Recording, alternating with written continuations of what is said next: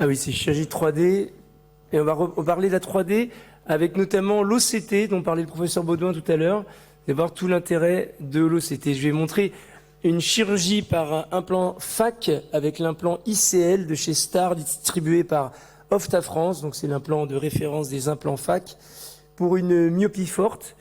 Bon, chirurgie, alors moi je fais sous anesthésie topique avec sédation. Donc dilatation, j'utilise pas Mineran par contre, parce que après, moi j'aime bien resserrer la pupille.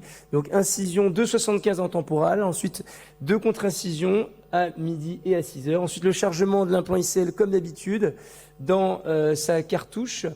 Voilà, on place bien convexe vers le haut, ça c'est très important. Ça c'est un moment important, le chargement. Ensuite on va prendre une petite pince qu'on va faire coulisser dans le tunnel de la cartouche pour pincer doucement l'implant et le tirer.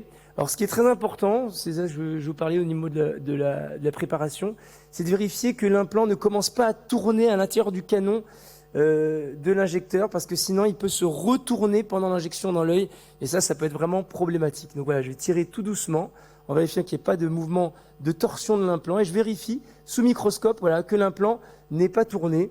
Ça, c'est vraiment une petite vérification qui est importante, parce que vraiment, des fois, on peut avoir une mauvaise surprise au moment où on injecte.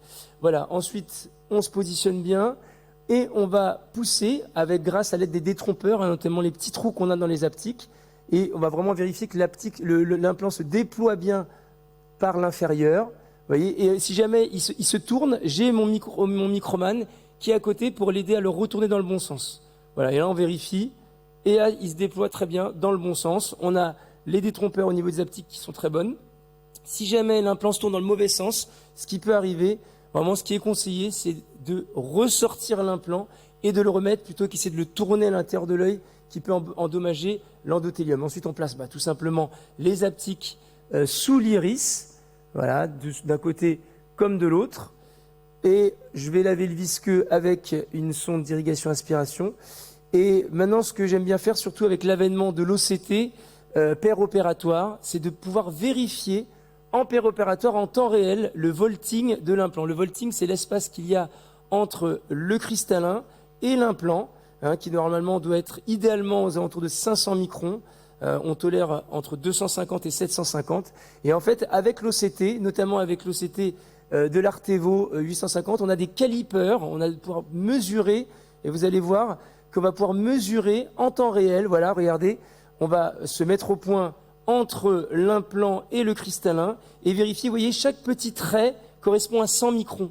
Donc idéalement, on doit avoir 5 petits traits et je ne sais pas si vous arrivez à voir, je vais bien me centrer. Voilà, là on voit bien, on a la surface de l'implant. Attends, je me recentre un petit peu mieux. Voilà, on va voir l'implant et en dessous le cristallin. Et on doit avoir, voilà, et là on est, voilà, ici. On voit qu'on est à peu près entre 500 et 600 microns, voilà ici sur cette image, de volting opératoire. Et il y a une étude qui est sortie qui a montré qu'il y avait une très bonne corrélation entre le volting à l'OCT opératoire et le volting à 1 mois.